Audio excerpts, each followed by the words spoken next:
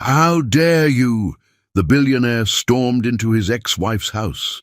But when he saw her feeding newborn twins, his heart shattered. And what he did next, no one could imagine. "Hi, my beautiful family. Welcome back to Mr. Peter's family. May the Almighty clothe every woman in divine strength that never bends, grace that never fades, and peace that guards her soul. May every hidden tear become a seed of miracles, every heartbreak turn into healing, and every silence rise as a song of power. You are the heartbeat of faith, the cradle of hope, and the keeper of tomorrow's light. May your days bloom with courage, your nights rest in calm, and your heart overflow with unshakable love.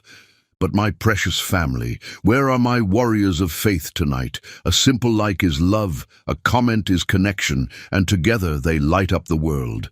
This is Mission 1000 likes, for every woman who rose when life tried to break her. If you believe love never loses, like this video. If your spirit walks in strength, comment, "I stand with Mr. Peter." The door exploded inward with a violence that shook the walls. And Jack Michael stood in the threshold like vengeance itself, his chest heaving with 3 years of buried rage, until his eyes landed on the woman he'd sworn to destroy, cradling 2 tiny faces that mirrored his own soul back at him. The wood frame splintered where his shoulder had connected with it, fragments scattering across the threadbare carpet. Amelia Johnson didn't scream. She didn't even flinch. She simply looked up from where she sat in the ancient rocking chair, a baby at each breast, and met his eyes with the kind of emptiness that comes from having nothing left to lose. "You're going to wake them," she said, her voice flat as winter earth. "Close the door." Jack stood frozen, his prepared fury dissolving into something he had no name for. The envelope in his hand, the one containing hospital records, birth certificates, blood type documentation, suddenly felt weightless and impossibly heavy simultaneously. His mouth opened, but no sound emerged. The twins. His twins. Their faces were impossible mirrors of his own infant photographs. The same grey-green eyes that ran through generations of Michael blood. The same distinctive birthmark below the left ear that marked every Michael child ever born. "How long were you planning to hide them from me?" The words came out strangled, nothing like the accusations he'd rehearsed. "How long, Amelia?" She shifted slightly, adjusting the baby on her right breast with practiced efficiency that spoke of countless nights alone. "Violet's hungry." Willow just started eating. "You want to have this conversation, you wait until they're finished. I asked you a question, and I told you to wait." Amelia's eyes never left his face, but there was no defiance in them, no fear, no anger. Just exhaustion so deep it seemed carved into her bones. "You came here to rage at me, fine, rage. But these babies haven't eaten since this morning because I had to choose between formula and keeping the heat on, and I chose heat because it's November. So you're going to stand there and you're going to wait, and when they're fed you can say whatever you came to say." Jack's legs moved without permission, carrying him into the apartment. The door swung shut behind him, the broken lock clicking uselessly. His eyes swept the single room that served as bedroom, living room, and nursery. The kitchenette in the corner barely qualified as functional. A hot plate sat on a counter that had seen better decades. 2 cribs, made from mismatched donated furniture, stood against one wall. Covered in blankets, he recognized as the kind given away at shelters. "This is how you're living." The words tasted like ash. "I'm living. Which is more than you let me do when you listen to your mother instead of your wife." The mention of Eleanor sent ice through Jack's veins. The package had arrived at his hotel this morning.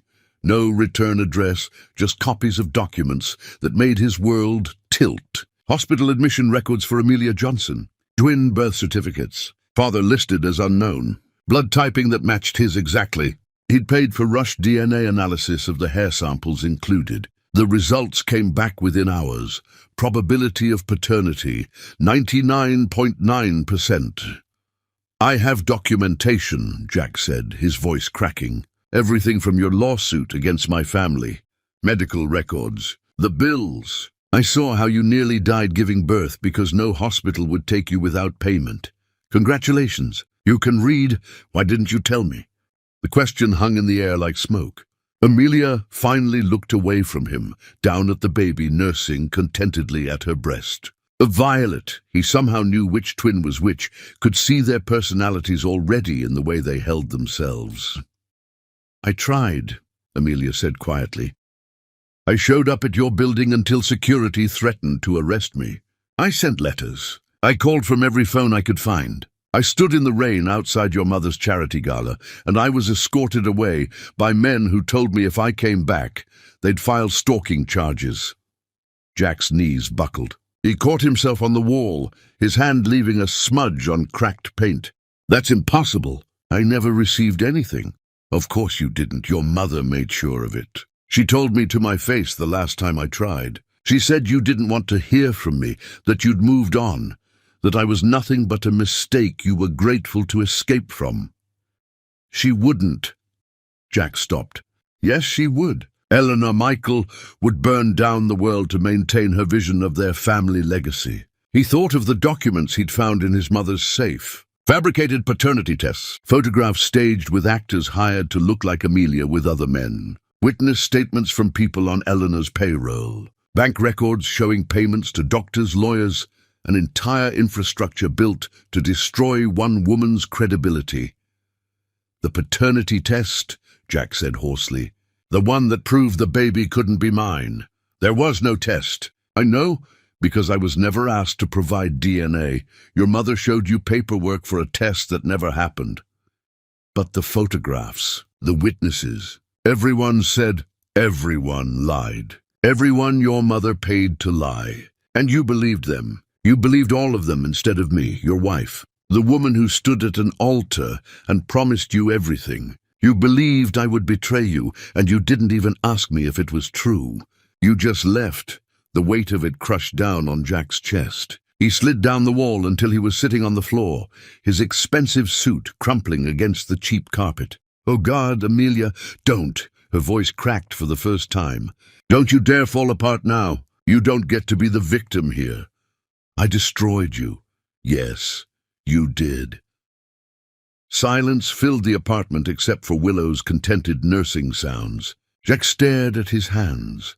Hands that had signed separation papers without reading them thoroughly. Hands that had accepted his mother's comfort while his pregnant wife faced homelessness. When did you know, he asked, that you were pregnant? The day after you left. I took 3 tests. All positive. I was going to surprise you that night with dinner. I'd bought this little frame that said Daddy's first photo, and I'd already made an appointment to see our baby together on ultrasound. Amelia's laugh was bitter. But instead, I came home to an empty house and your wedding ring on the kitchen counter. No note, no explanation. Just the ring and silence. Jack made a sound that might have been a sob. When I finally got hold of you the next day, you wouldn't even let me speak. You told me you knew everything, that I disgusted you, that you never wanted to see my lying face again. Amelia's voice remained steady, but tears slid down her cheeks unchecked.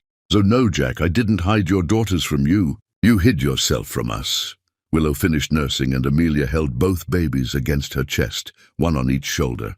They were beautiful, their skin a perfect blend of her deep brown and his pale complexion, their hair thick and curling. Identical in so many ways, but already showing different personalities. Violet watching Jack with suspicious awareness. Willow already drifting toward sleep. If you're here to take them, Amelia said, you should know I won't fight you. I can't afford lawyers. I can barely afford to feed them. Your mother was right about one thing. They deserve better than this. Don't say that. Why not? It's true. Look at this place, Jack. I work 2 jobs, and I still can't keep food in the refrigerator. I wear the same 3 outfits because I can't afford more. Every time they get sick, I pray it's nothing serious, because I'm one emergency room visit away from complete ruin. So if you want them, take them. Give them the life I can't. Just promise me you'll keep your mother away from them. Jack crossed the room in 3 strides, stopping just short of touching her. I'm not taking them away from you. Then why are you here? I don't know anymore. I thought I was coming here to confront you about hiding my children, about the lawsuit, about everything. But instead, he gestured helplessly at the apartment, at her, at the babies. Instead, I'm standing here realizing I became exactly what I always swore I wouldn't be. I became my mother's weapon. Amelia studied him for a long moment, her expression unreadable. Then she stood, moving to the cribs with careful precision. She laid each baby down gently, covering them with thin blankets, adjusting their positions until both were comfortable. When she turned back to Jack, her face was composed but empty. Your mother sent you that package, the one with the hospital records. It wasn't a question, but Jack nodded anyway. She's the anonymous sender. She wants you to handle her problem because I'm suing your family, and I won't back down. She thinks you'll either scare me into dropping the lawsuit or buy me off. She doesn't understand that I stopped being afraid of her the day I gave birth alone and survived. Amelia moved to the sink, washing her hands with methodical care. So here's what's going to happen. You're going to leave. You're going to decide what kind of father you want to be. And then, if you choose to come back, you're going to knock like a civilized human being instead of breaking down my door. Amelia. Get out. Jack! She didn't raise her voice, but something in her tone made him move toward the door. Come back tomorrow if you want to talk about the girls. But tonight, I need you gone. I need to figure out how to sleep, knowing you know where we are. Jack paused at the threshold, looking back at the woman he'd married, the woman he'd abandoned, the woman who'd become a mother without him. I'm sorry, I know. But sorry doesn't feed my daughters. Sorry doesn't give me back the 3 years you stole. Sorry doesn't undo the fact that when it mattered most, you chose your mother's lies over my truth. So take your sorry and leave. Come back when you have something more useful to offer.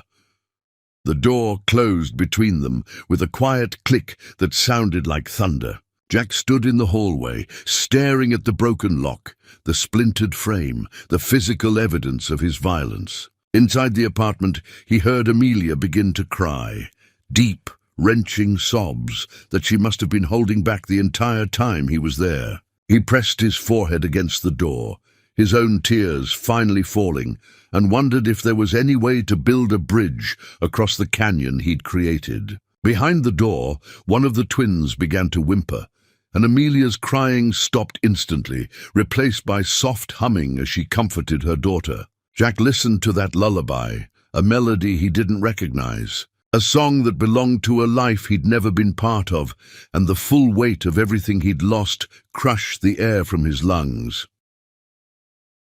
Chapter 2. The Aftermath of Truth. Jack didn't leave the building. He couldn't. His legs carried him down one flight of stairs to the landing below Amelia's apartment, and there he sat on cold concrete steps, his back against the wall, his phone clutched in his hand like a lifeline. The screen glowed in the darkness, showing the contact information for his mother, his father, his lawyer. He called none of them. Instead, he began scrolling through his photo gallery, searching for pictures of Amelia from their marriage. There were hundreds. Amelia laughing at their wedding reception, her head thrown back in genuine joy. Amelia curled up on their couch reading, her legs tucked beneath her. Amelia in the kitchen of their home, flour on her cheek, teaching herself to make his grandmother's bread recipe. Every image was a knife twisting in his chest because he could pinpoint the exact moment when he stopped believing in the woman captured in those photographs. His mother had planted the first seeds of doubt 6 months into their marriage. Little comments, carefully worded observations. Darling, I saw Amelia having lunch with a man downtown. I'm sure it was innocent, but you know how people talk. 2 weeks later, another mention. The women at my luncheon were discussing how your wife seems quite friendly with that personal trainer at her gym. I defended her, of course, each poisonous drop adding to a reservoir of suspicion that Jack was ashamed to admit he'd let build inside him. When Eleanor finally presented him with photographs, witness statements, and a paternity test, he'd been primed to believe the worst. He never questioned why his mother would have such comprehensive evidence ready to present. He never asked himself why every witness happened to be someone with connections to his family. He simply accepted the narrative because some dark part of him had been expecting betrayal all along. The stairwell door above him opened, and Jack's heart hammered as footsteps descended. But it wasn't Amelia. It was an elderly woman carrying grocery bags who gave him a long look before continuing past. He heard her knock on a door on the floor below, heard a man's voice welcome her inside. Life continuing normally while his own world burned. Jack finally dialed his private investigator, a man he'd used for years to handle sensitive matters. "I need you to verify something," he said when the call connected. "Everything. I need you to verify everything my mother told me about my wife 3 years ago. I want proof of the paternity test, actual proof, not just documents. I want the names of every witness interviewed and their financial records. I want to know who took the photographs and where they came from. I want the truth." "That's going to take time," the investigator said carefully. "You have 24 hours. I don't care what it costs."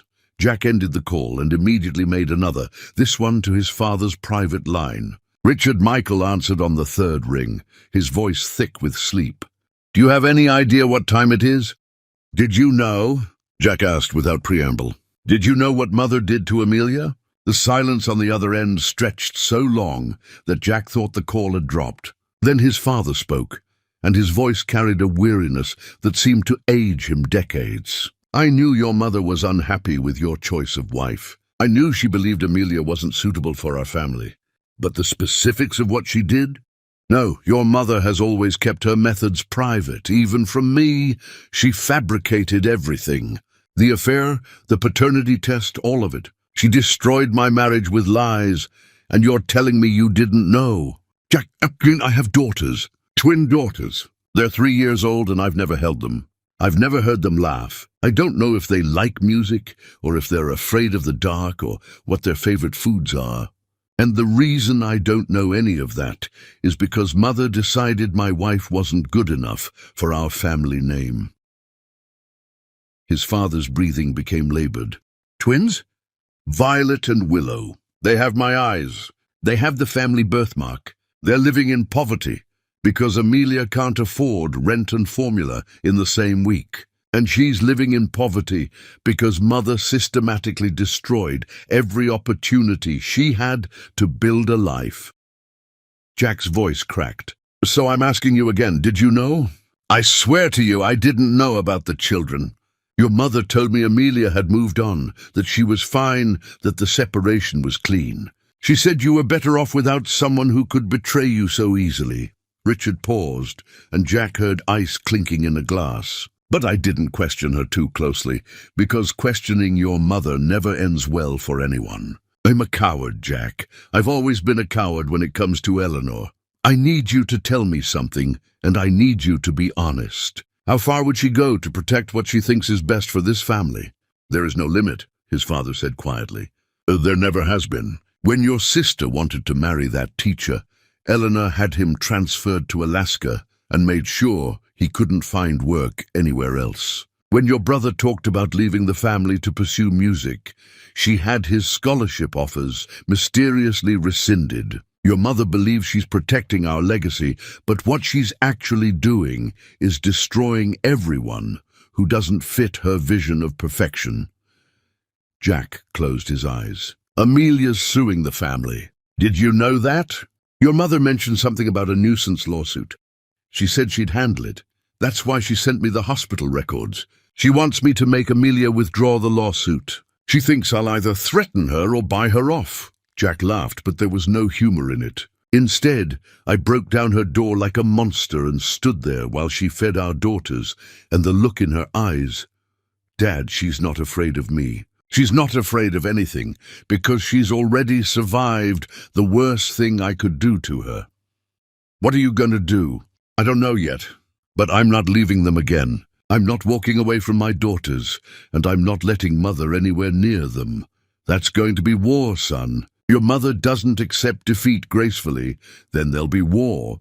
Jack ended the call and stood, his muscles protesting after sitting still for so long. He climbed the stairs back to Amelia's floor and stared at her broken door. Light still showed beneath it, which meant she was awake. He raised his hand to knock, then stopped. What right did he have to disturb her rest? What could he possibly say that would matter? Instead, he pulled out his phone and sent a text to his assistant. I need a contractor at this address first thing tomorrow. The door needs to be replaced and reinforced. I don't care what it costs. And send someone with groceries. Everything a mother with infant twins would need. Leave it at the door, don't knock. He added Amelia's address and hit send. Then he sat down on the floor outside her apartment, his back against the opposite wall, and waited for dawn. If she tried to leave, he'd see her. If she needed anything, he'd be there. It wasn't much. It was less than nothing compared to what he owed her. But it was all he knew how to do in this moment. Inside the apartment, he heard one of the twins crying and Amelia's soft voice soothing her. It's okay, Violet. Mama's here. Mama's always here. The words were a lullaby, and an accusation rolled into one. Jack put his head in his hands and waited for morning, knowing that when it came, he'd have to face the full truth of what his mother had done and what he'd allowed to happen because he'd been too weak to believe in love when it was tested. Chapter 3. The Price of Believing Lies. Dawn broke grey and cold, bleeding pale light through the hallway window. Jack hadn't slept. His suit was wrinkled beyond recognition, his tie discarded somewhere in the night, his shirt collar open. He looked like what he was, a man who'd spent the night on a floor, contemplating the ruins of his life. The building slowly came alive around him. Doors opened and closed. People left for work. A few gave him curious glances, but most ignored him with the practiced indifference of city dwellers who'd learned to mind their own troubles.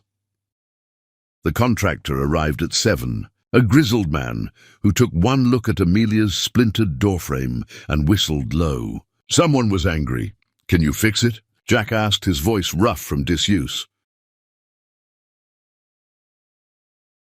Can fix anything with the right motivation. The contractor eyed Jack's expensive watch. Gonna cost you, though. This is rush work, and that frame's got structural damage. I don't care what it costs. Make it secure. Make it so she feels safe. Jack handed over his credit card. When you're done, install the best lock you can get. Something that can't be kicked in. The contractor nodded and got to work, his tools making sharp sounds that echoed in the narrow hallway. 20 minutes later, Amelia's door opened a crack. She peered out, saw Jack sitting against the wall, and her expression cycled through surprise, anger, and finally resignation. You stayed out here all night. I couldn't leave, not knowing you and the girls were behind a broken door. That's not your responsibility anymore. It's exactly my responsibility. I'm the one who broke it. Amelia started to close the door, but the contractor spoke up. Ma'am, I need to remove this door completely to fix the frame. Gonna take a few hours. You might want to keep your babies in the back of the apartment where the noise won't scare them. She studied the contractor, then looked at Jack with an expression that could have frozen fire. You called someone? I couldn't let you live behind a broken door. Stop making decisions for me. Stop fixing things without asking. You don't get to swoop in and save me now, Jack. You don't get to be the hero. I'm not trying to be a hero. I'm trying to...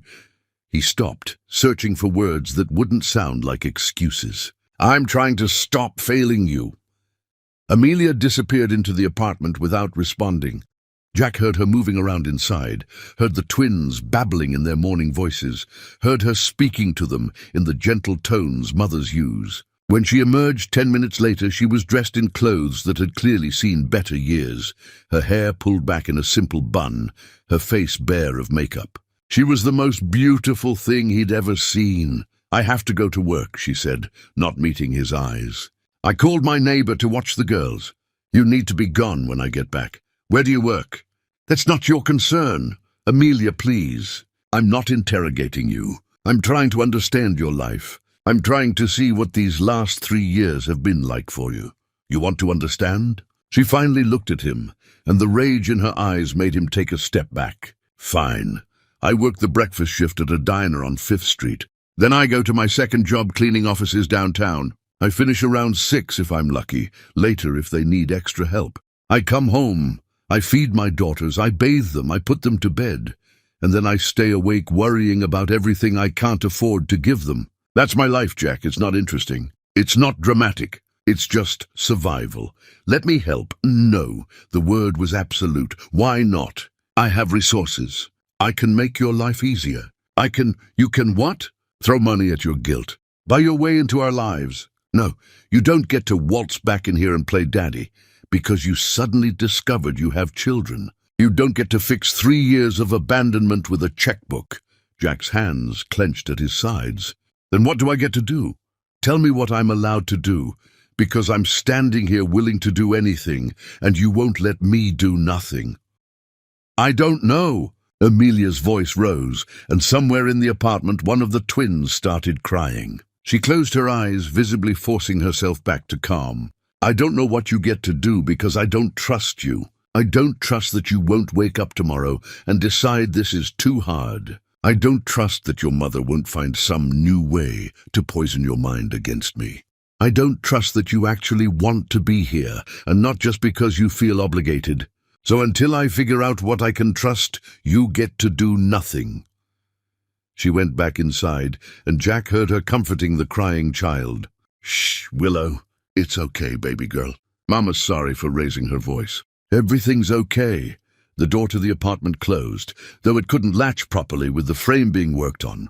Jack caught a glimpse of Amelia lifting Willow into her arms, rocking her gently, pressing kisses to her daughter's forehead. The tenderness of it broke something in his chest.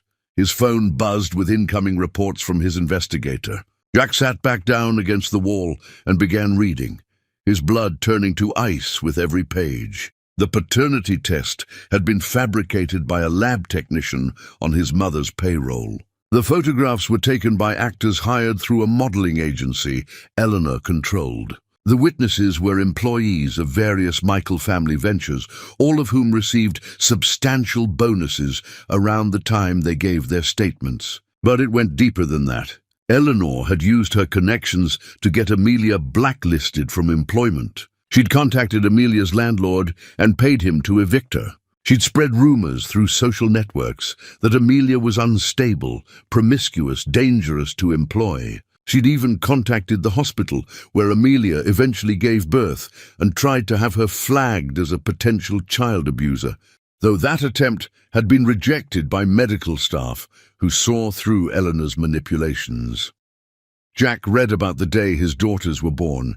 Amelia had arrived at the county hospital in active labor, alone, with no money for a private room. She'd hemorrhaged after delivery, had required emergency intervention, had spent 4 days recovering while nurses helped care for the twins because Amelia was too weak to do it alone. The medical records included notes from a social worker who'd tried to connect Amelia with resources, but Eleanor had even poisoned those wells.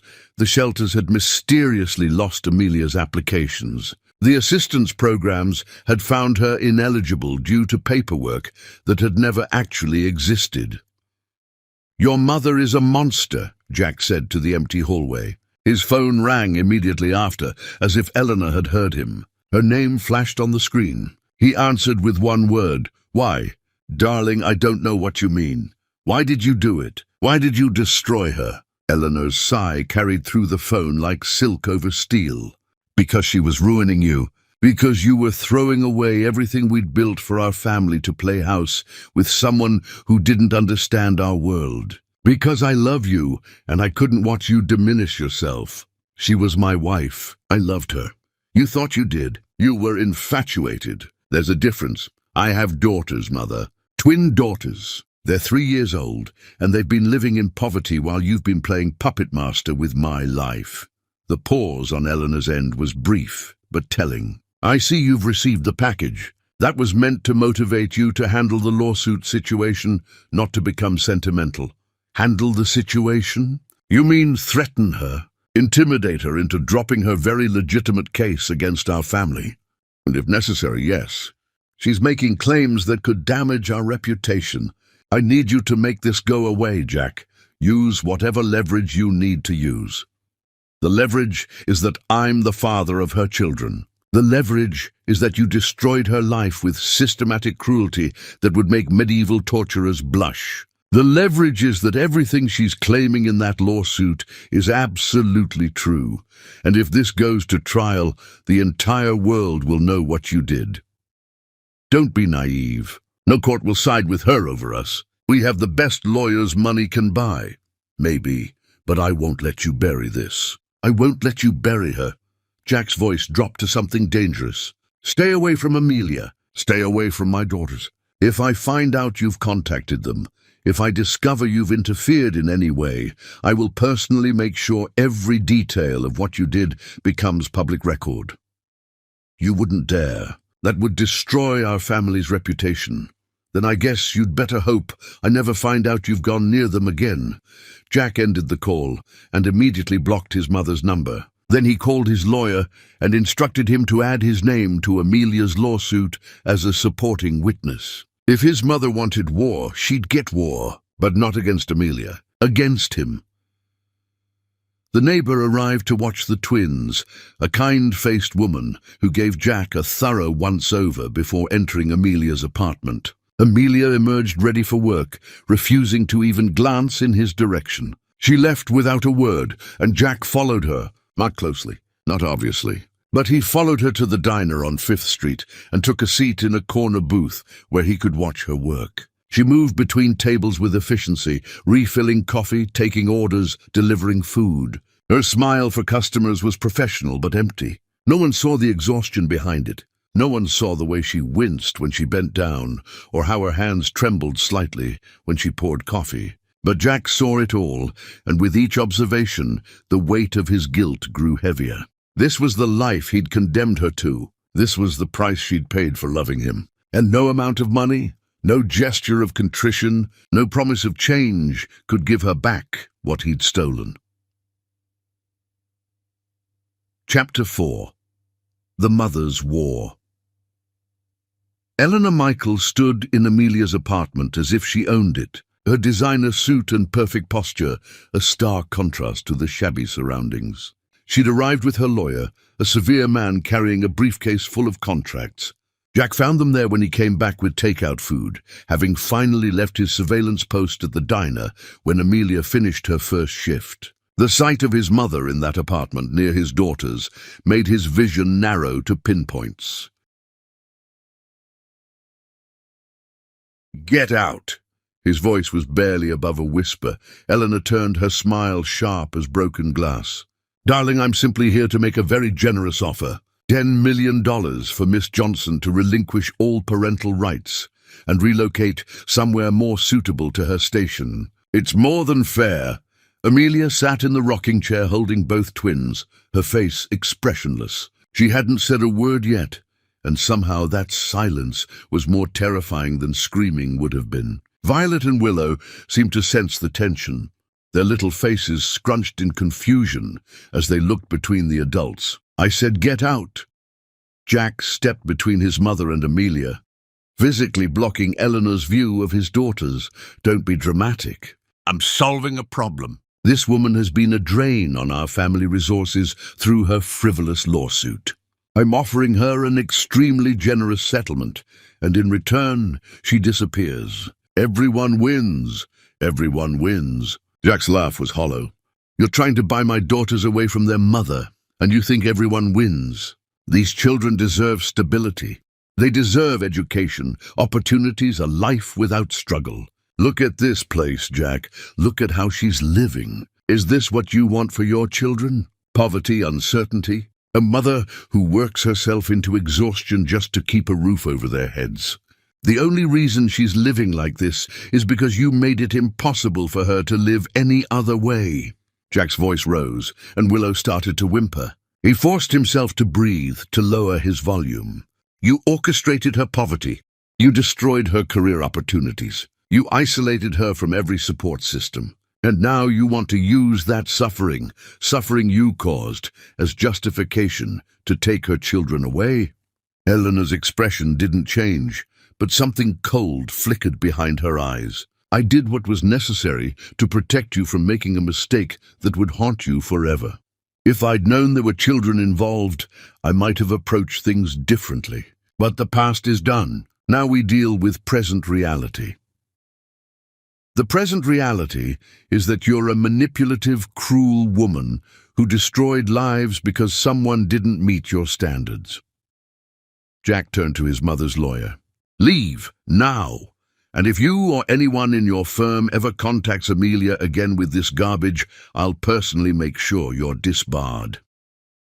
The lawyer glanced at Eleanor, who gave a minute shake of her head. We're not leaving until we get an answer. Amelia finally spoke, her voice cutting through the tension like a blade.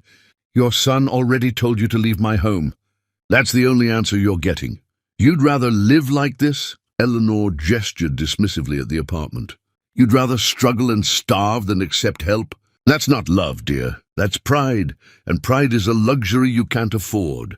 You call this help? Amelia stood carefully, still holding both babies. You systematically destroyed my life, made it impossible for me to work or live with dignity, and now you offer me money to abandon my children. That's not help. That's you trying to buy away your son's guilt and your own culpability.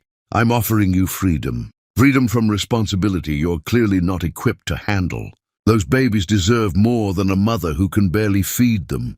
They deserve more than a grandmother who thinks love can be bought and sold like commodities.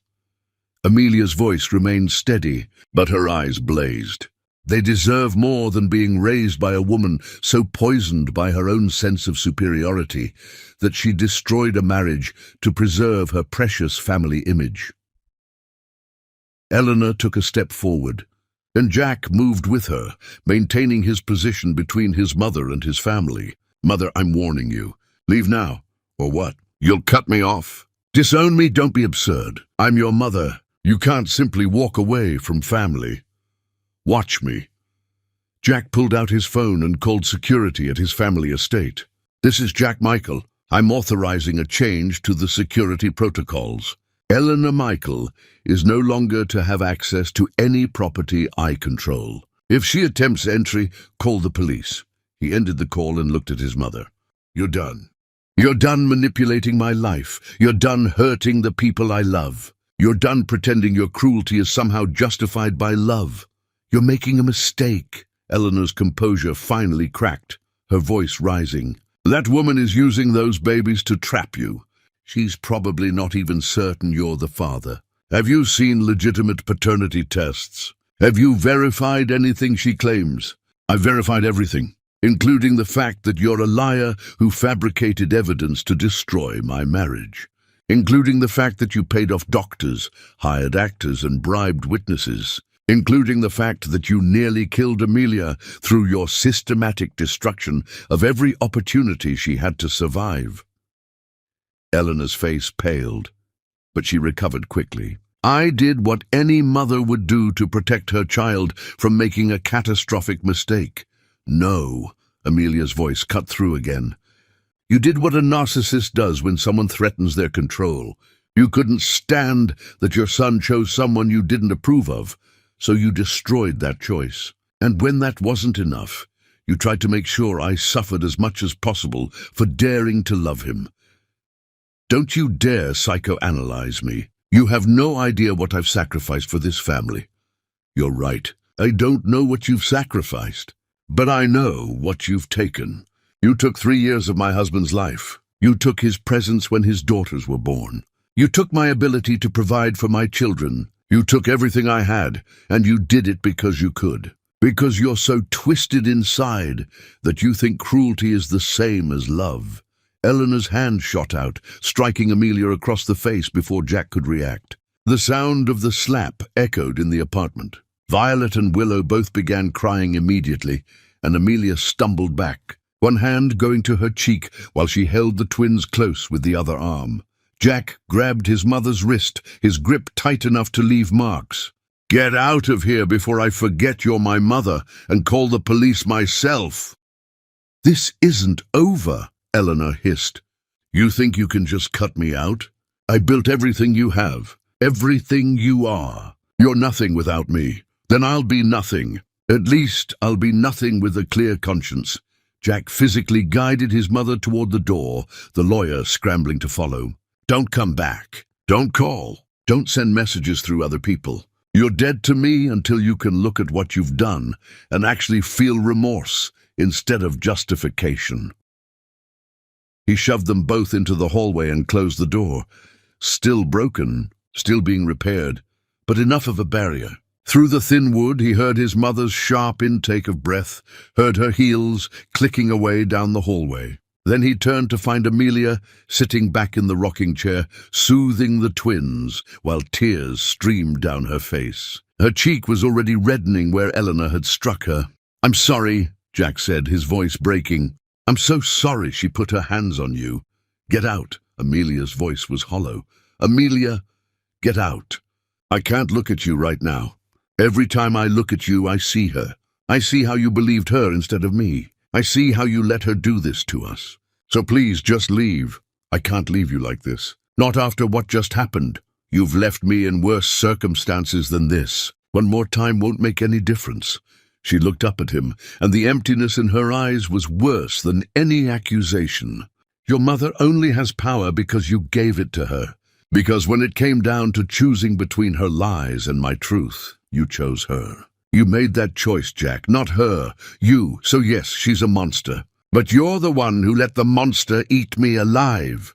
The words hit him like physical blows. Jack wanted to argue, wanted to explain, wanted to make her understand that he'd been manipulated. But all of those explanations sounded like excuses, and Amelia was right. He had made the choice. He'd chosen to believe. He'd chosen to walk away. He'd chosen his mother's approval over his wife's word. And no amount of retroactive knowledge about Eleanor's manipulations changed the fundamental truth that when Amelia had needed him to trust her, he'd failed.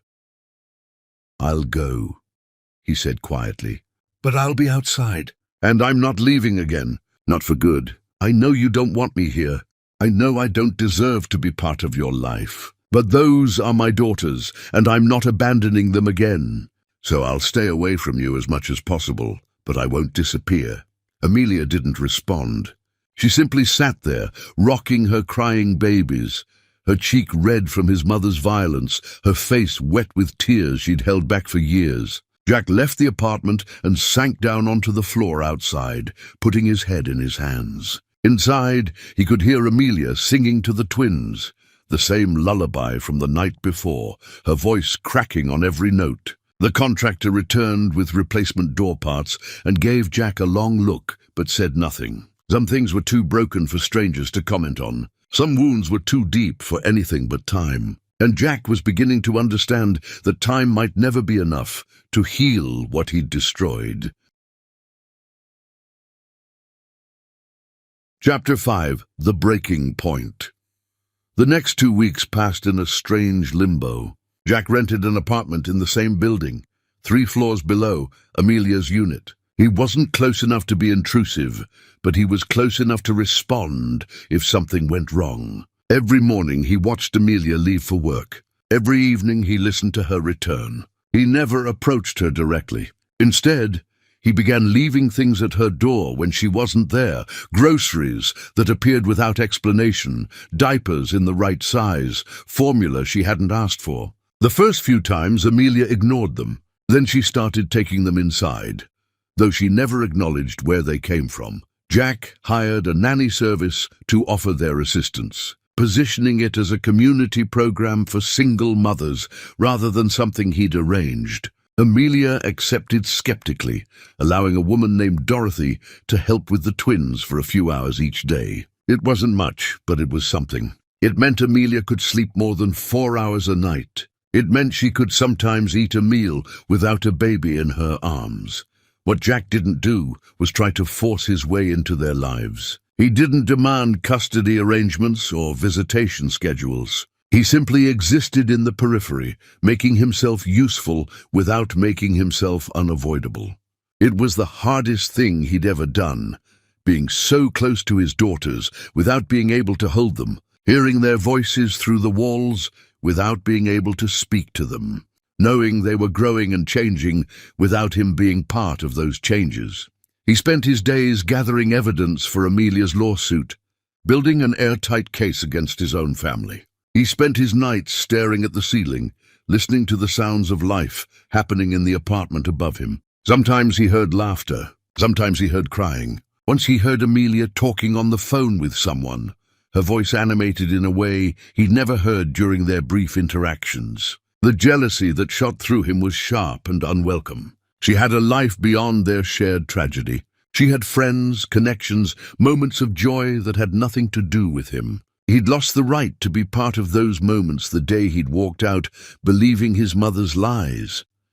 Everything changed on a rainy Tuesday evening. Jack was leaving the building when he heard raised voices from Amelia's floor. He took the stairs two at a time, arriving to find Amelia in the hallway, arguing with a man in a suit who was attempting to serve her with legal documents.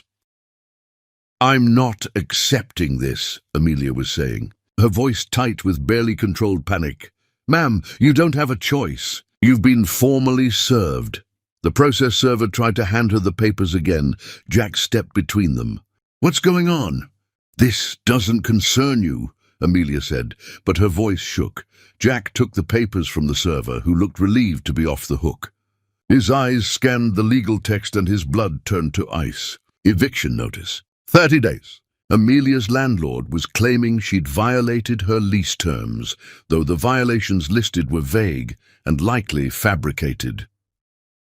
"When did you last pay rent?" Jack asked quietly. "That's none of your business." "Amelia, when?" I'm 2 weeks late." "Just 2 weeks?" "I had to choose between rent and taking Willow to the doctor when she had that ear infection. I chose my daughter. I was going to pay when I got my next check, but apparently 2 weeks is enough to—" Her voice broke. "It doesn't matter. I'll figure it out." Jack looked at the papers again, noting the law firm representing the landlord. It was a boutique firm known for taking on exactly this kind of case, evicting tenants on behalf of wealthy clients who wanted people gone without getting their hands dirty. "My mother is behind this." "What?" "Look at the firm. Feldman and Associates. They're on retainer for my family. My mother is having you evicted." Amelia grabbed the papers from his hands, her eyes scanning them with growing horror. "She can't do this. I have children. There are laws protecting families with small children from eviction without cause." "There are. But those laws require you to have a lawyer to enforce them, and I'm guessing you can't afford one." Jack pulled out his phone. "I'm calling my lawyer right now. We'll fight this." "No." Amelia snatched his phone away. "I don't want your help. I don't want your money. I don't want anything from you or your family. You're being evicted. Where are you going to go?" "I don't know. A shelter, maybe. Or I'll find someone who'll rent to me month to month until I can get ahead. But I'm not taking help from you. Every time I take something from you, it's like accepting that what happened was okay. That you walking out was just a misunderstanding. That 3 years of hell was just bad luck. This isn't about us. This is about keeping a roof over my daughters' heads." "Your daughters?" "They became your daughters 2 weeks ago. Where were you before that?" Amelia's voice rose, and doors started opening along the hallway, neighbors peering out at the commotion. "Where were you when I was giving birth alone? Where were you when I couldn't afford formula and had to water it down to make it last? Where were you when I sat up all night with sick babies because I couldn't afford to take them to the doctor? You don't get to call them your daughters now and act like that gives you rights." "You're right." Jack's voice dropped to barely above a whisper. "I wasn't there. I should have been, but I wasn't, and I can't change that. But I'm here now, and I'm watching you struggle with problems my family created, and I can fix this." "Let me fix this." "Fix what?" "The eviction, then what? Your mother will come after me some other way. She'll get me fired. She'll hurt someone I care about. She won't stop until I'm completely destroyed, or until I disappear with the twins. That's what she wants, for me to run so far away that you never have to think about us again." "Well, I'm not running. I'm going to fight this eviction, and I'm going to fight your family in court. And I'm going to win because I'm right and you're all wrong. You can't fight this alone." Watch me. Amelia turned toward her apartment, then stopped. I need you to leave, Jack, not just right now. I need you to leave us alone. Every time I see you, it hurts. Every time I hear your voice, I remember what it was like to love you. And I can't keep remembering that because it makes me weak. I have to be strong for Violet and Willow. I have to be strong enough for both parents. So please just go. I can't do that. Why not? You did it before. The words were a knife to the heart. Jack stepped back as if physically struck. That's not fair. None of this is fair. What's not fair is that I believed in you. What's not fair is that I loved you so much I couldn't imagine a world where you'd abandon me. What's not fair is that our daughters will grow up knowing their father chose his mother's lies over their existence. Amelia's face crumpled, all her carefully maintained composure shattering. What's not fair is that I wake up every morning hoping I'll stop loving you, and instead I just love you more, because now I see you trying. I see you leaving groceries. I see you hiring Dorothy. I see you staying close without pushing. And it would be so much easier if you were still the monster who left, because I know how to hate a monster. But you're not a monster anymore. You're just a man who made a terrible mistake. And I don't know how to hate that. I don't know how to protect myself from that. Jack reached for her without thinking, and this time she didn't pull away. His hands landed on her shoulders, and she collapsed forward against his chest, sobbing with the kind of anguish that comes from holding pain too long. He wrapped his arms around her carefully, as if she might break, and felt his own tears falling into her hair. "I'm sorry," he whispered. "I'm so sorry. I know it doesn't help. I know it doesn't change anything. But I need you to know that I'm sorry every second of every day. I'm sorry I believed the lies. I'm sorry I wasn't strong enough to trust you. I'm sorry our daughters had to suffer because I was weak." Amelia cried against him for long minutes, her hands clutching his shirt, her whole body shaking. Then she pushed away, wiping her eyes roughly. "Sorry doesn't make me less angry. Sorry doesn't make me trust you again. I know, but I'm tired of fighting alone. I'm so tired, Jack. I'm tired of being strong. I'm tired of making every decision by myself. I'm tired of lying awake wondering if I'm doing everything wrong. So if you want to help, then help. Fight the eviction. Pay for a lawyer. Do whatever you have to do. But don't think that makes us okay. Don't think that means I forgive you. And don't think that giving me money erases what you did. I don't think any of that. I just want you and the girls to be safe." Amelia nodded tiredly and went into her apartment, closing the door quietly behind her.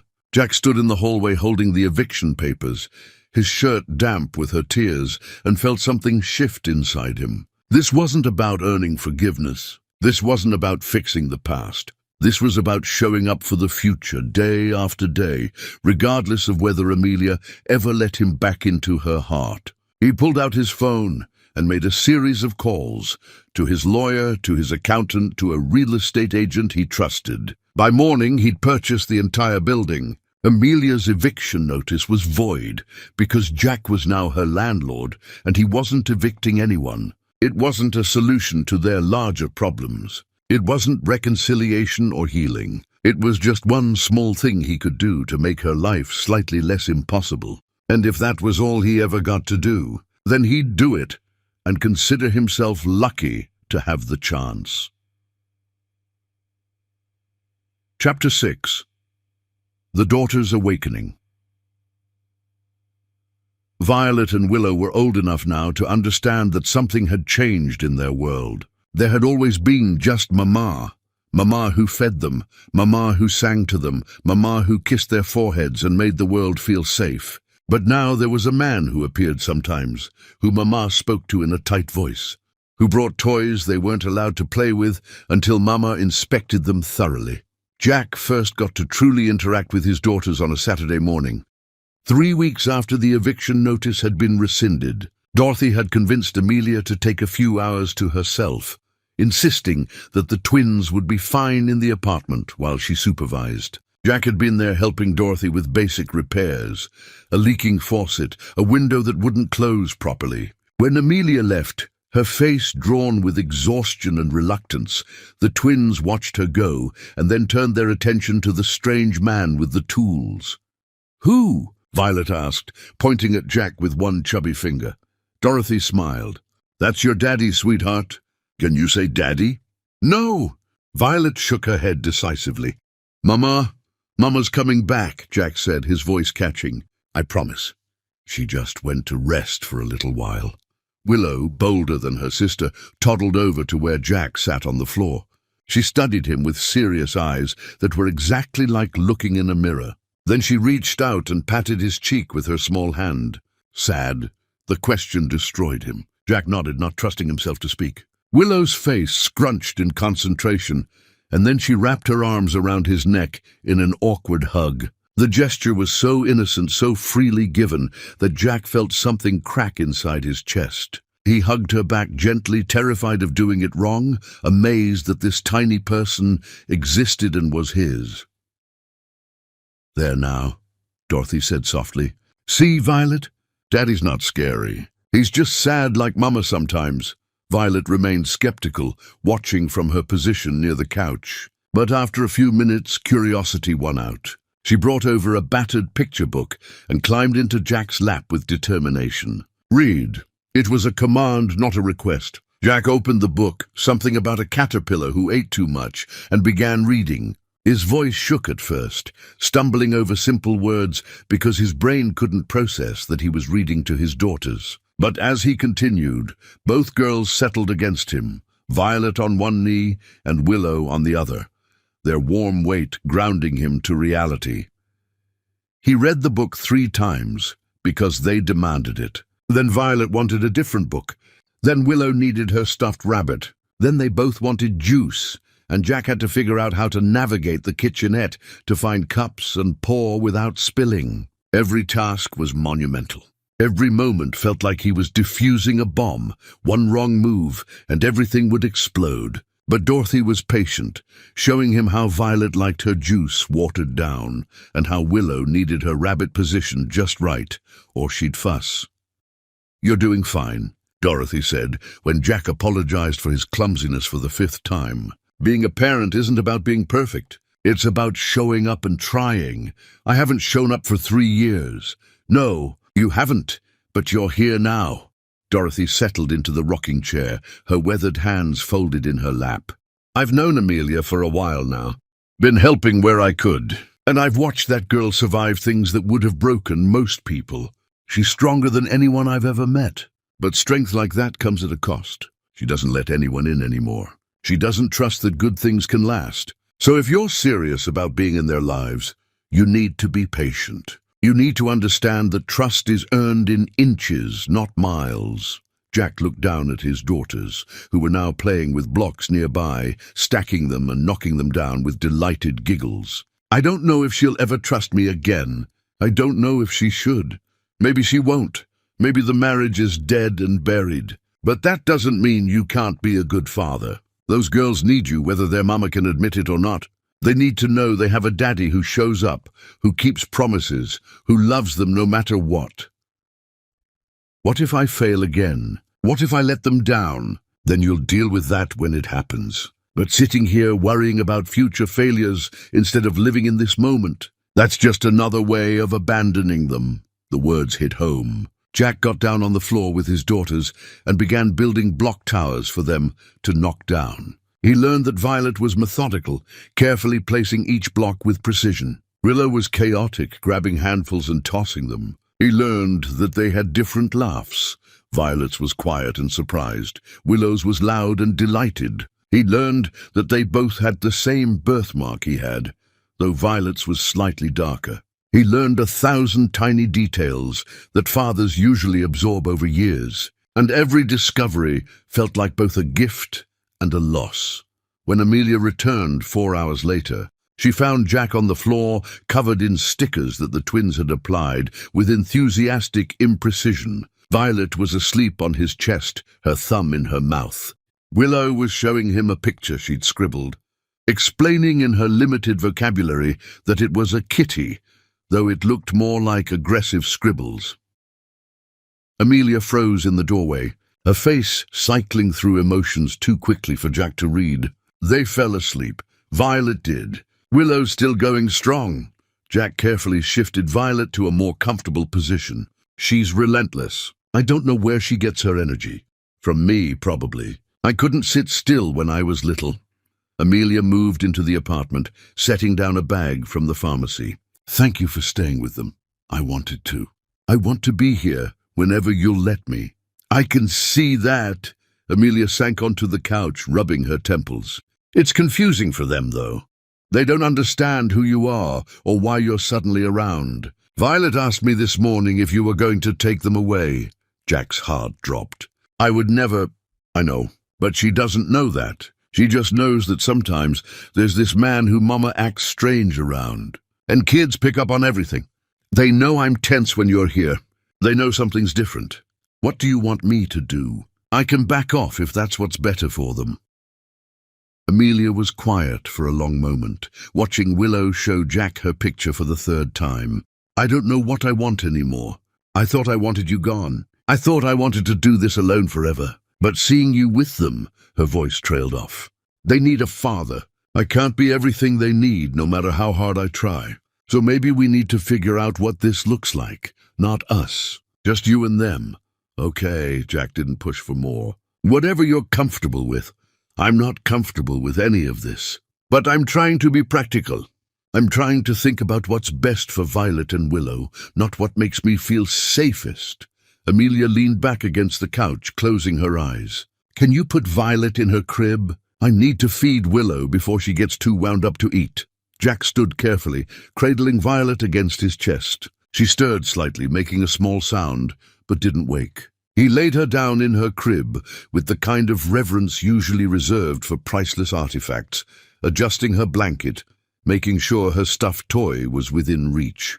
When he turned around, Amelia was watching him with an expression he couldn't decipher. You're good with them, she said quietly. I'm terrified I'm doing everything wrong. Welcome to parenting. That feeling never goes away.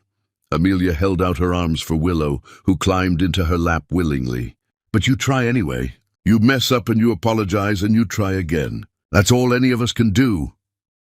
Jack wondered if she was talking about more than just parenting, but he didn't ask. Instead, he gathered his tools and prepared to leave, giving Amelia space to care for their daughter. At the door, he paused. Thank you for letting me stay today. It meant everything. Amelia didn't respond, but her eyes met his for a brief moment, and in that look was something that might have been the beginning of understanding. Not forgiveness, not reconciliation, just acknowledgement that they were both trying to navigate impossible terrain. And maybe that was enough for now. Chapter 7. The Excavation of Memory. The emergency room was too bright, the fluorescent lights humming overhead like angry insects. Jack sat in an uncomfortable plastic chair, Violet asleep in his arms, while across the room, Amelia paced with Willow's hospital bassinet. Their daughter lay behind clear plastic IVs in her tiny arm, her fever finally breaking after hours of panic and medical intervention. It had started with Willow being fussier than usual. By evening, she was burning up, her temperature spiking to dangerous levels that had sent Amelia into a controlled panic. She'd called Jack because calling an ambulance was expensive, and he'd driven them to the hospital, going faster than was safe or legal. Now, in the aftermath of crisis, they were left alone together in the strange intimacy that hospitals create. She's going to be okay, Amelia said for the 10th time, as if repetition would make it more true. The doctor said the fever's broken. It was just a bad virus. She's going to be fine. She is, Jack agreed quietly. Violet shifted in his arms, her hand curling against his shirt. She'd refused to let him put her down since they'd arrived, as if sensing her sister needed her to be brave. Amelia finally stopped pacing and sank into the chair beside Jack, her head falling back against the wall. I thought I was going to lose her. When her temperature hit that number, I thought... Her voice broke. But you didn't. She's right there and she's getting better. This time, But what about next time? What about all the times I can't afford to bring them in fast enough? What if I miss something important because I'm too tired to think straight? Jack shifted Violet to one arm and reached out with his free hand, hesitating before placing it on Amelia's. She didn't pull away. You didn't miss anything. You called me the second you knew something was wrong. You got her here. You did everything right. I was terrified. The admission seemed to cost her something. I've been terrified every day since they were born. Terrified I'm not enough. Terrified I'll fail them the way— She stopped abruptly.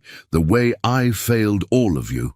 Amelia turned to look at him, and in the harsh hospital lighting, he could see every line of exhaustion on her face, every shadow under her eyes. Yes, the way you failed us.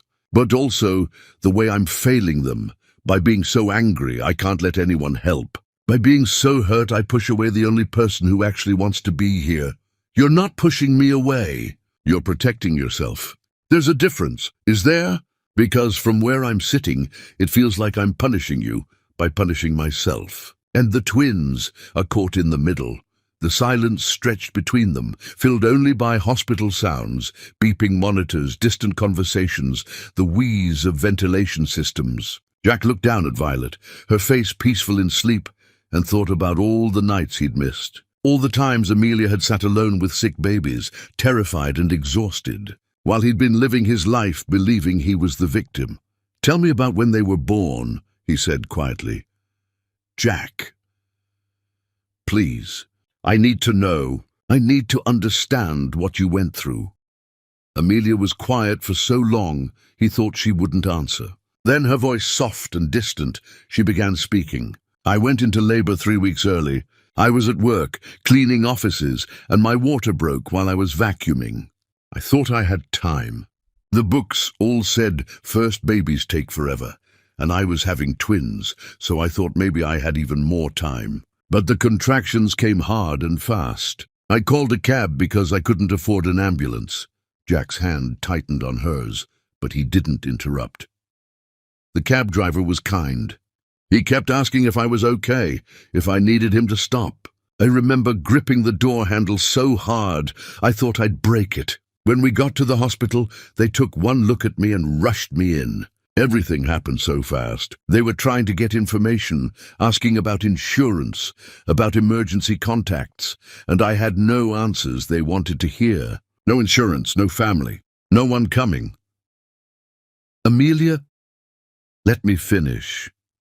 Her voice was steady now, as if she'd moved beyond emotion into simple recitation of facts. Violet was born first. She came out crying, and it was the most beautiful sound I'd ever heard. Then Willow came, quieter, smaller. They put them on my chest for just a moment before taking them away to check them over.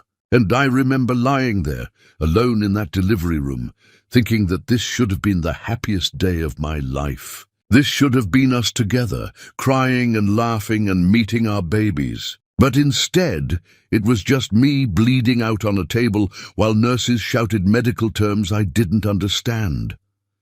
Jack felt tears streaming down his face, but he stayed silent. I hemorrhaged. Something went wrong. And suddenly there were more people in the room, and everyone was moving fast, and someone was putting a mask over my face. I remember thinking that I couldn't die. I couldn't leave those babies alone. They needed me. No one else was coming for them, so I had to survive. I had to. Amelia's voice finally cracked. I woke up 2 days later. They told me I'd almost died. They told me the twins were in the NICU because they were early and small. They told me I couldn't see them yet because I was too weak to walk. So I lay there in that hospital bed, in a ward with other mothers who had visitors and flowers and joy, and I had nothing. No one came. No one called. It was like I'd disappeared from the world, and the only proof I still existed was the pain in my body and the milk that came in with no babies to feed. Oh, God. Jack couldn't hold back anymore. He carefully laid Violet in the chair beside him and pulled Amelia into his arms. She didn't resist, simply collapsed against him, her tears finally falling after being held back for years. I spent 4 days in that hospital, she continued, her voice muffled against his chest. 4 days watching other mothers leave with their babies while mine stayed in the NICU. When I finally got to hold them, I cried so hard the nurses thought something was wrong. But nothing was wrong. Everything was finally right. I had my girls. They were mine. And I promised them that day that I would never let anyone hurt them. I would never let anyone make them feel unwanted or unloved or like they were mistakes. They're not mistakes. Jack pulled back enough to look at her face. They're the most beautiful, perfect things I've ever seen. And you're right, I wasn't there. I should have been and I wasn't. But I'm here now, and I swear to you, Amelia, I swear on everything I have that I will never walk away from them again. What about me? The question was barely a whisper. Can you swear you won't walk away from me? Jack opened his mouth, then closed it. Because the honest answer was that he didn't know. He wanted to promise. He wanted to say he'd never leave, never doubt, never fail her again. But those were the kinds of promises he'd made before, and he'd broken everyone. I can't promise I won't mess up again. I can't promise I'll always get it right. But I can promise that I'll try. I can promise that I'll fight to be better. And I can promise that even if you never forgive me, even if you never let me back into your heart, I'll still be here for our daughters. That's not enough. I know, but it's all I have right now. Amelia looked over at Willow's bassinet, where their daughter slept peacefully now, her fever gone, her breathing steady. When I thought we might lose her tonight, you know what my first thought was? Not that I'd have to handle it alone. My first thought was that I'm glad you were there. I'm glad I didn't have to drive here by myself while trying to keep her calm. I'm glad I had someone to share the fear with. She turned back to Jack, and that terrifies me, because needing you again means you can hurt me again. It means I'm vulnerable, and I don't know if I can survive being that vulnerable. You're the strongest person I've ever met. You survived things that would have broken me. You survived things I caused. So I understand why you can't trust me. I understand why you're terrified. But I'm going to keep showing up anyway, because maybe one day you'll see that I'm not the same person who left. Maybe one day you'll believe that I've changed. Or maybe I'll just get used to you being around and forget why I was angry in the first place. Maybe time will make me soft and I'll let you back in. And then something will happen, and you'll believe someone else instead of me, and we'll be right back where we started. That won't happen. You don't know that. You can't know that. You're right. I can't know the future. But I know who I am now, and the person I am now would burn down the world before I doubt you again. They sat in silence for a while, Violet sleeping peacefully in her chair, Willow breathing steadily in her bassinet, and 2 broken adults trying to figure out if healing was even possible. A nurse came in to check Willow's vitals and told them they could probably go home in a few hours. Amelia nodded, her exhaustion evident in every line of her body. Jack wanted to tell her to rest, that he'd watch over their daughters, but he knew she wouldn't sleep. She'd proved that she couldn't trust anyone else to keep them safe. So instead, he sat with her in silence, their hands still linked, and waited for dawn. Chapter 8. The Reckoning with Eleanor. The legal documents arrived on a Tuesday morning, delivered by a process server who looked apologetic about the whole situation. Eleanor Michael was filing for grandparents' rights, seeking partial custody of Violet and Willow on the grounds that Amelia was an unfit mother and that the children deserved access to their extended family and the opportunities that came with the Michael name. Jack was with Amelia when she opened the envelope. He watched the color drain from her face as she read through the allegations. Failure to provide adequate living conditions, financial instability, isolation from family support systems, denial of the children's right to know their heritage. Each accusation was technically true, but stripped of all context. Yes, Amelia's apartment was small, but it was clean and safe. Yes, she struggled financially, but she always managed to provide for the twins. Yes, she kept them away from the Michael family, but that was because the Michael family had actively tried to destroy her. "She can't do this," Amelia said, her voice shaking. "She can't take them from me." "She won't." Jack took the papers from her trembling hands. "I won't let her. You can't stop her. She's your mother. She has money and lawyers and I have more. I have truth on my side, and I have documentation of everything she did. We're going to fight this, and we're going to win." Amelia sank onto the couch, her face in her hands. "This is my worst nightmare. This is what I've been terrified of since the day I found out I was pregnant. That someone would decide I'm not good enough and take them away." Jack knelt in front of her, forcing her to meet his eyes. "Listen to me. No court in the world is going to take children away from a mother who has done everything you've done. You kept them alive when you had nothing. You protected them when everyone else abandoned them. You're not just good enough, you're extraordinary. But what if the court doesn't see it that way? What if they look at her wealth and her resources and decide the twins would be better off with her? What if I lose them because I can't afford a lawyer good enough to fight her?" "You're not fighting alone. I'm fighting with you. We're going to expose every single thing my mother did. We're going to show the court exactly who she is and what she's capable of. And when we're done, she won't just lose this case. She'll lose everything." The next weeks were a blur of legal meetings, document gathering, and strategic planning. Jack hired the most aggressive family law attorney in the state, a woman who had built her reputation on destroying grandparents' rights cases. They compiled evidence, medical records showing Amelia's dedication to the twins' health, testimony from Dorothy and other neighbors about her character, documentation of Eleanor's interference in Amelia's life, bank records showing the payments Eleanor had made to destroy their marriage. But the real breakthrough came when Jack's private investigator uncovered something unexpected. Eleanor had done this before.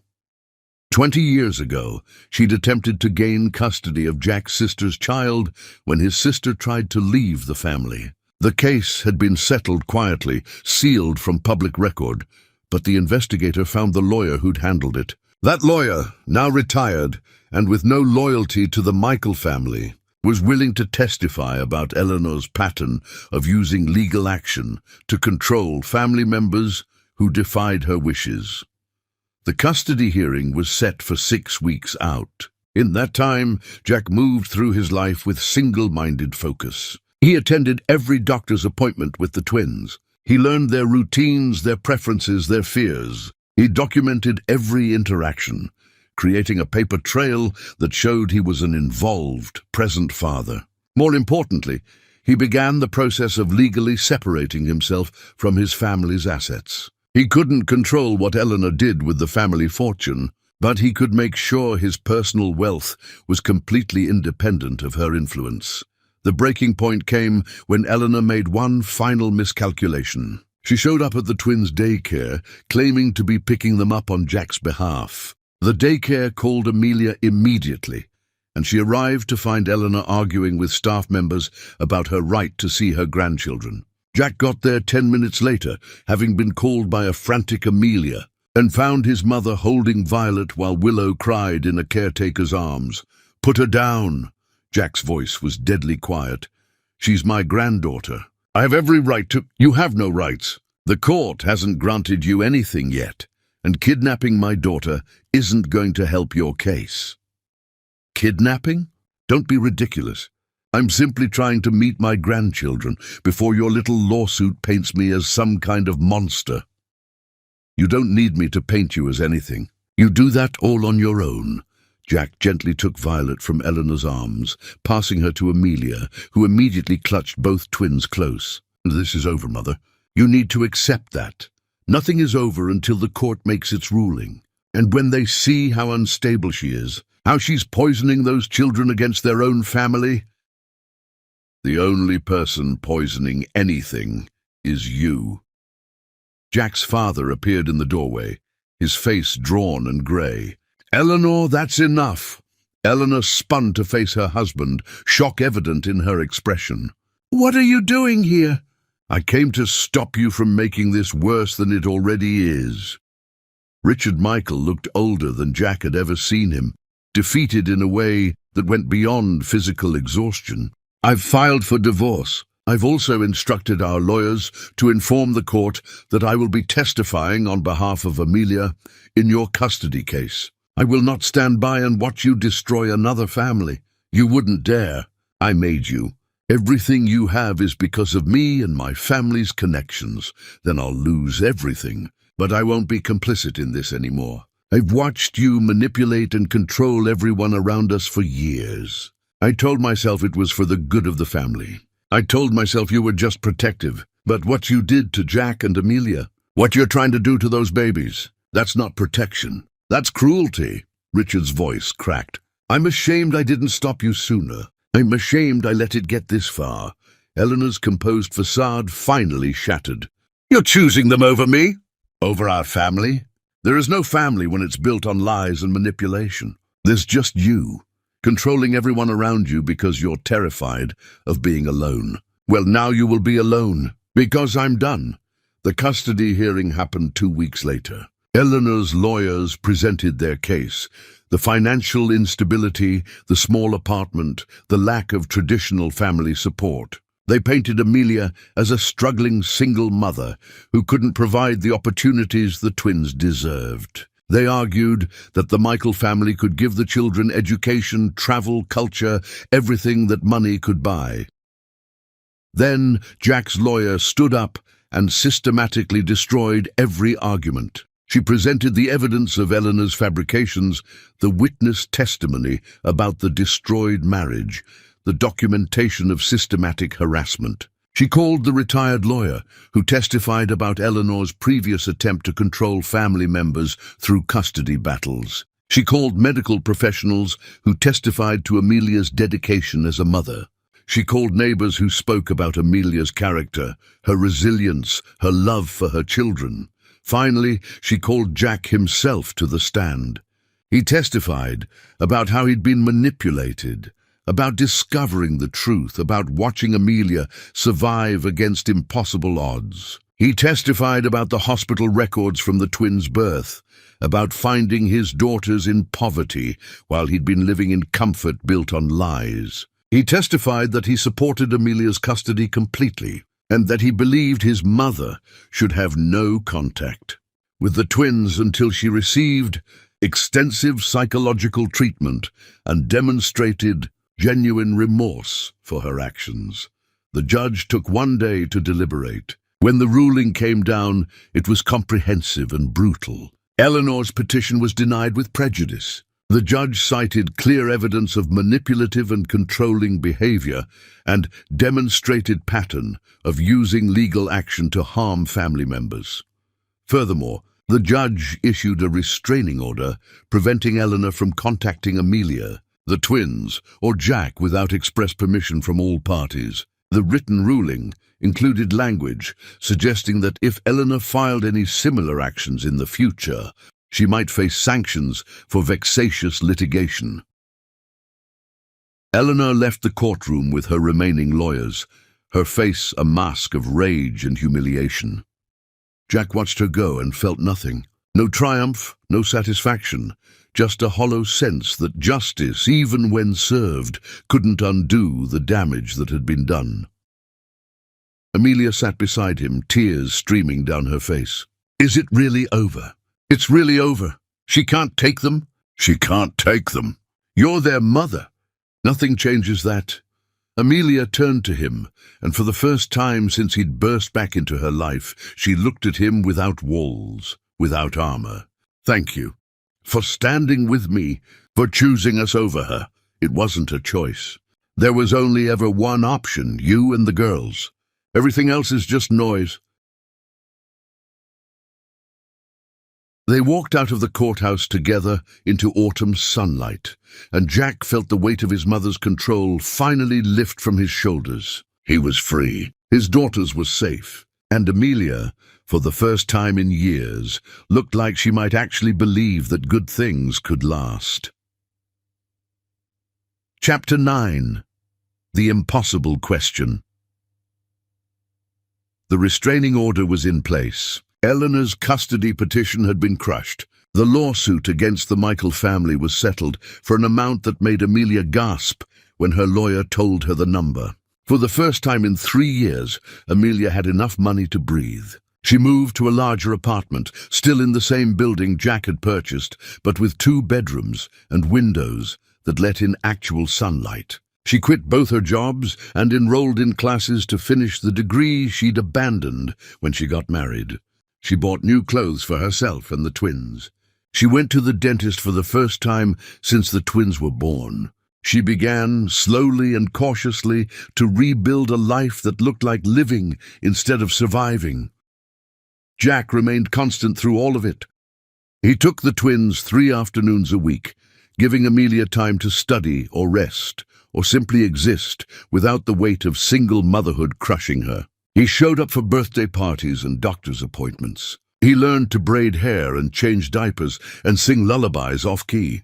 He became, in every way that mattered except legally, the twins' father. Violet and Willow began calling him Daddy without prompting, and each time they did, it felt like both a gift and a stab wound, joy for what he was gaining, grief for what he'd lost.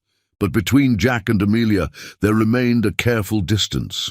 They were cordial, cooperative, even friendly. They talked about the twins' development, about scheduling, about practical matters. What they didn't talk about was the marriage that had ended. They didn't talk about whether forgiveness was possible. They didn't talk about the fact that sometimes Amelia would look at him and Jack could see longing in her eyes before she shuttered it away. They existed in a strange limbo, more than co-parents, less than partners, unable to move forward or fully let go of the past. The question came on a winter evening, 6 months after the custody battle ended. Jack was helping put the twins to bed, reading them their favorite story about a bear who couldn't sleep. Violet had already passed out, her thumb in her mouth, her face peaceful. Willow was fighting sleep, her eyes drooping, then flying open as she struggled to stay awake. "Daddy stay?" Willow mumbled, her hand clutching at Jack's shirt. "I'll stay until you fall asleep, baby girl." "No, stay forever, like other daddies." Jack's breath caught. He looked up to find Amelia standing in the doorway, her expression unreadable. "Willow, honey, Daddy has his own apartment." "He can't stay forever." "Why not?" "Sophie's daddy stays." "And Emma's. Why not our daddy?" The question hung in the air between them. Amelia and Jack stared at each other over their daughter's head, both frozen by the impossible simplicity of a child's logic. Why not? What reason was there really beyond hurt and fear and the vast ocean of pain that lay between them? "I'll stay until you're asleep," Jack repeated gently. "Then we'll see about tomorrow." Willow finally gave in to exhaustion, her breathing evening out, her grip on Jack's shirt loosening. He carefully extracted himself and followed Amelia out into the living room. She stood by the window, her arms wrapped around herself, staring out at the city lights. "We can't keep doing this," she said quietly. Jack's heart dropped. "Doing what?" "Oh, pretending we're not both thinking about it. Pretending we don't feel what we feel. Pretending that this co-parenting arrangement is enough when we both know it's not. Amelia." "I'm still angry at you." She turned to face him, and her eyes were bright with unshed tears. "I'm so angry sometimes I can barely breathe. I look at you playing with the girls, being this amazing father, and part of me wants to scream, because where was this man 3 years ago? Where was this dedication when I needed it most? I know, but I'm also exhausted from being angry. I'm tired of holding on to this rage like it's the only thing keeping me safe. I'm tired of lying awake wondering what my life would have been like if you'd believed me. I'm tired of watching you leave every night and feeling relieved and disappointed at the same time." Jack took a step toward her. "What are you saying?" "I'm saying I don't know if I can forgive you. I don't know if I'll ever fully trust you again. The woman you married died the day you walked out, and I don't know if I can become her again, even if I wanted to." Amelia wiped at her eyes roughly. "But I also know that Willow's not wrong. The girls need more than a father who visits. They need a family, and maybe I need to stop punishing us all for your mistakes. I'm not asking you to forgive me. I'm not asking you to forget what happened. I'm just asking for a chance to build something new. Not a restoration of what we had, but something different. Something honest. What does that look like?" I don't know. I think we'd have to figure it out together. Jack moved closer, stopping just short of touching her. But maybe it starts with me telling you the truth, that I've never stopped loving you. That even when I believed the lies, even when I hated you for what I thought you'd done, part of me was still yours. And now that I know the truth, now that I see who you really are, what you survived, what you built, I love you more than I ever did before. That's not fair, Amelia's voice broke. You can't just say that and expect it to fix everything. I don't expect it to fix anything. I'm just telling you what's true. I love you. I'll love you if you never forgive me. I'll love you if you meet someone else. I'll love you if you spend the rest of your life hating me. Because loving you isn't contingent on what you feel for me. It just is. I hate that I still love you too. The admission seemed to cost her everything. I hate that I look at you and remember what it felt like to be married to you. I hate that sometimes, when you're playing with the girls, I imagine what it would be like if we were really together. If we were a real family instead of this broken thing we've become. We could be. We could try.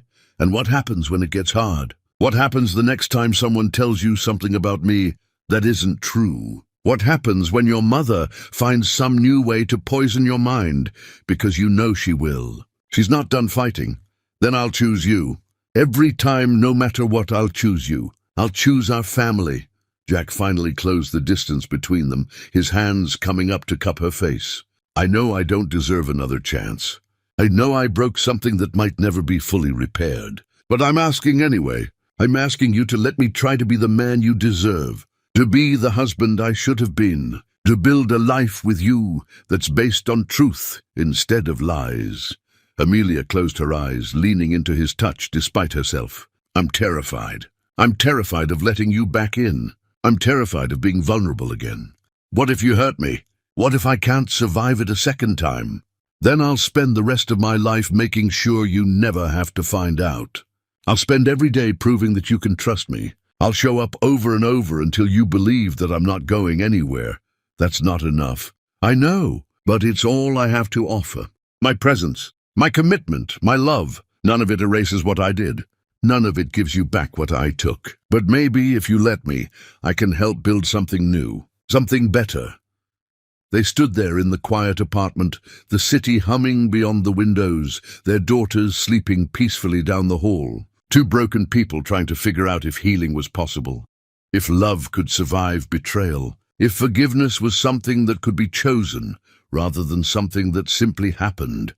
I can't promise I'll ever fully forgive you, Amelia whispered. I can't promise this won't blow up in both our faces. I can't promise that the anger won't come back and swallow everything good we try to build. I'm not asking for promises. I'm asking for a chance. Just a chance. Just a chance to show you who I am now. To prove that I've learned. To demonstrate that I choose you every day for the rest of my life. Amelia opened her eyes, and Jack saw something in them he hadn't seen in years. Hope. Tentative, fragile, barely there, but hope nonetheless. Okay, one chance. But you need to understand something.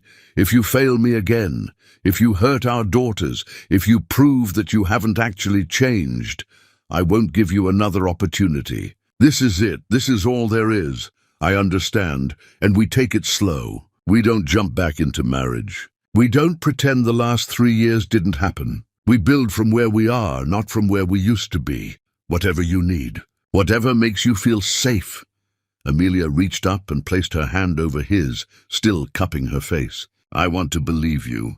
I want so badly to believe that this can work. But Jack, I'm so scared. I'm scared too. I'm terrified I'll mess this up. But I'd rather be terrified and trying than safe and alone.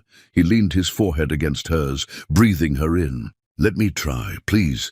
Let me show you that I can be better. Okay, she whispered. Okay. They didn't kiss. They didn't embrace. They simply stood there, foreheads pressed together, hands linked, breathing the same air. It wasn't romance. It wasn't passion. It was something quieter, something more fundamental. Two people choosing to step into uncertain territory together, knowing the risks, accepting the possibility of pain. but believing that maybe, just maybe, love could be stronger than fear. Chapter 10. The reunion that costs everything.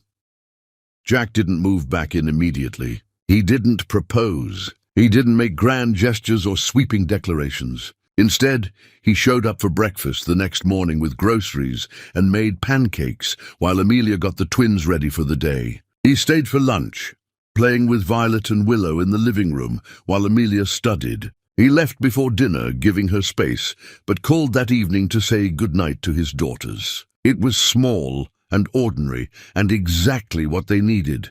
The weeks that followed established a new rhythm. Jack spent more time at the apartment, gradually becoming part of their daily life rather than a visitor passing through. He learned Amelia's coffee order and started bringing it without being asked. He noticed when she was stressed about her classes and offered to take the twins longer so she could study. He didn't push for more intimacy or try to force a reconciliation. He simply existed in their orbit, steady and present, proving through action rather than words that he'd changed. Amelia watched this transformation with cautious eyes. She noted every time he chose her truth over his mother's lies. She noticed how he never made promises he couldn't keep, how he under-promised and over-delivered. She saw him learning patience, learning to listen, learning to put her needs and the twins' needs above his own desire for forgiveness. Slowly, incrementally, her walls began to lower. Not all at once, not dramatically, just small moments where she let him in a little bit more. 3 months after their conversation, Jack showed up at the apartment with legal documents. Amelia's heart dropped when she saw the papers, old fears rising immediately. But when she read them, she found something entirely unexpected. Jack had liquidated a significant portion of his personal assets and placed them in an irrevocable trust with Amelia as the sole trustee. The trust was structured specifically to provide for her and the twins, with explicit language preventing anyone, including Jack, from accessing the funds without Amelia's permission. "What is this?" she asked, her hands shaking. "Freedom," Jack said simply. "It's you never having to choose between pride and your daughter's well-being again. It's you being able to finish your degree without working yourself into exhaustion. It's you never having to be afraid that if things don't work out between us, you'll be back where you started. This is millions of dollars. It's less than you deserve. It's less than I owe you for what you've been through. But it's what I can do right now to make sure you're never dependent on me or anyone else ever again." Amelia stared at the documents, tears streaming down her face. "Why would you do this?" "Because loving you means wanting you to be free, even if that freedom means you choose to walk away from me. Because I never want you to stay with me out of necessity. If you're with me, I want it to be because you want to be, not because you need to be. That's the most beautiful and terrifying thing anyone has ever done for me." "Is it working?" "The beautiful part?" Amelia laughed through her tears. "Maybe a little." They celebrated the twins' 4th birthday together, a small party in their apartment with cake and balloons and more presents than 2 small children needed. Violet and Willow blew out their candles together, making wishes they wouldn't share. Jack watched his daughters, confident now, healthy, full of joy, and felt the weight of missed years settle on his shoulders. He couldn't get that time back. He couldn't undo the damage. But he could be here now, and that had to be enough. That night, after the twins were asleep and the apartment was quiet, Amelia sat beside Jack on the couch. They'd been here before in this position, but something felt different now. The air between them was charged with possibility instead of weighed down by pain. "I need to tell you something," Amelia said quietly, "and I need you to hear me. I'm listening. I don't forgive you." The words were gentle but firm. "I don't know if I'll ever fully forgive you for what happened. The pain of those 3 years doesn't just disappear because you're being a good father now. The trauma of giving birth alone doesn't heal because you're here now. The fear I lived with doesn't go away because you've proved you've changed." Jack nodded, his throat tight. "I understand, But, Amelia continued, I've realized that forgiveness isn't the same as moving forward. I can acknowledge that you hurt me and still choose to build something new with you. I can hold space for my anger while also making room for the possibility of joy. I can remember the past while still living in the present. What does that mean? It means I'm willing to try, really try, not just co-parenting, but us, together, building a family that includes both the broken parts and the healing parts. She turned to face him fully. It means I love you, not the way I loved you before. That version of love died when you left. But I love the man you've become. I love the father you are. And I love the way you've let me be angry and hurt and difficult without trying to rush me past it. Amelia. Her name was a prayer. I'm still scared. I'm still going to have moments where the past comes rushing back and I panic. I'm still going to need reassurance and space and patience. This isn't going to be easy or simple or straightforward. I don't need easy. I just need you. They kissed for the first time in 3 years, and it felt like coming home and stepping into something new simultaneously. It wasn't passionate or desperate. It was gentle, tentative, full of questions and promises and hope that felt both fragile and unbreakable. Jack stayed that night, sleeping on the couch at Amelia's request. She wasn't ready for more, and he respected that. In the morning, he woke to find Violet and Willow curled up against him, having climbed off the couch in the night to be close to their daddy. Amelia stood in the doorway watching them, her expression soft in the early light. This is what I wanted to see, she said quietly. My family, together finally. Is that what we are? A family? We're becoming one, slowly, messily, imperfectly. But yes, we're a family. They spent that day together, all 4 of them, doing nothing remarkable. They made breakfast together, the twins helping pour cereal and spill milk. They went to the park and watched Violet and Willow play. They came home and made dinner as a team, working around each other in the small kitchen with the ease of practice. They put the girls to bed together, reading stories and singing songs and kissing foreheads.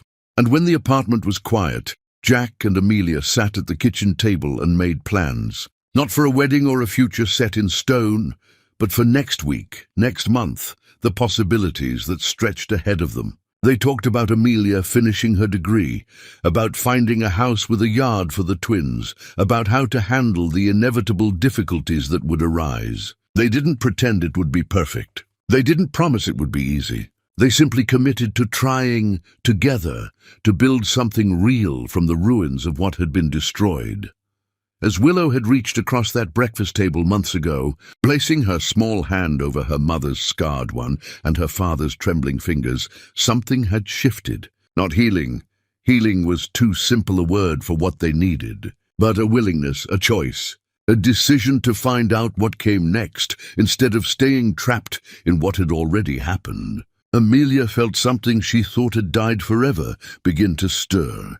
Not hope, exactly, but something even more dangerous. The willingness to believe that broken things could be rebuilt, that love could survive betrayal, and that sometimes the hardest thing and the right thing were the same thing. The morning light caught in her daughter's hair as they laughed at something Jack said, and Amelia made a choice. Not to forget, not even to forgive completely, but to step forward into whatever came next, trusting that this time, they would face it together.